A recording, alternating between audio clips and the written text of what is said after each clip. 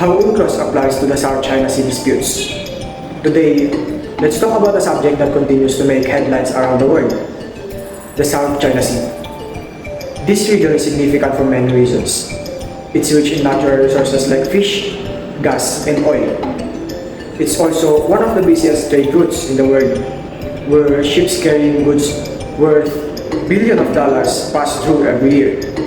But aside from being important, it's also very controversial. A number of countries claim parts of South China Sea as their own. And these overlapping claims have led to tension and conflict. Now, when it comes to sorting out maritime disputes like this, there's one document that's considered the rule book for the oceans.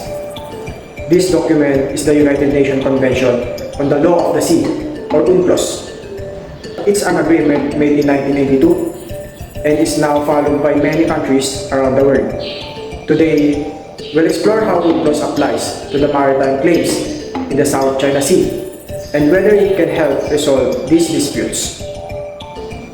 So, what exactly is UNCLOS and what must it say? UNCLOS lays down clear rules about how countries can use and control the world's oceans. One of its most important ideas is the Exclusive Economic Zone, or EEZ.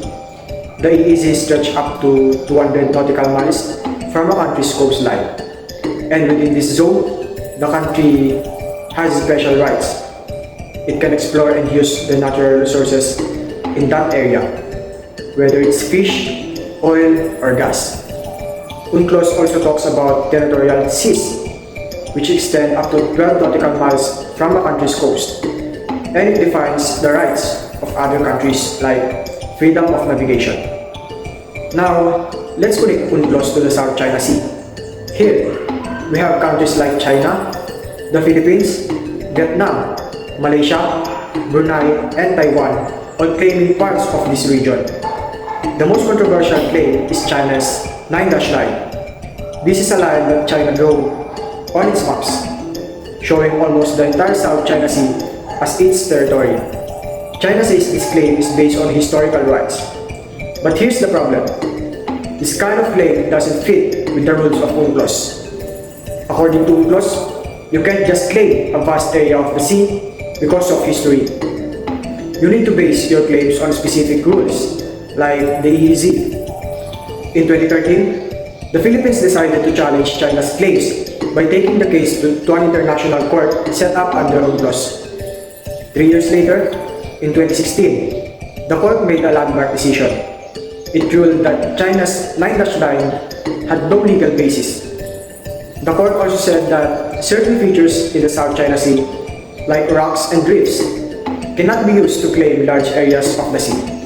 This decision was a huge moment because it reinforced the importance of following the rules set up by UNCLOS. But here's where things get tricky. While the court's decision is legally binding, it cannot enforce it. China rejected the ruling and continued its activities in the South China Sea, like building artificial islands and military bases. This shows one of the weaknesses of UNCLOS. It relies on countries choosing to follow its rules. On the other hand, in the region have used UNCLOS to protect their own rights. The Philippines, for example, has used UNCLOS to argue that foreign ships entering its waters without permission are violating international law. Vietnam has also used it to stand up for its rights to explore and use natural resources in the sea. These countries see UNCLOS as a way to peacefully defend what they believe is theirs. So, does UNCLOS solve the problem in the South China Sea? Not entirely. While it provides clear rules and platforms for resolving disputes, it has its limitations. The biggest challenge is that not all countries are willing to follow the rules. This has made the South China Sea disputes hard to resolve. However, UNCLOS has still played an important role. It has given countries a shared language to discuss their claims and a peaceful way to bring up disagreements. It has also encouraged diplomacy. In conclusion, UNCLOS is a very important tool in the South China Sea disputes. It provides clear rules about who owns what and encourages peaceful ways to resolve conflicts. However, laws alone are not enough. Achieving lasting peace in the South China Sea will also need cooperation, dialogue, and respect among the countries involved.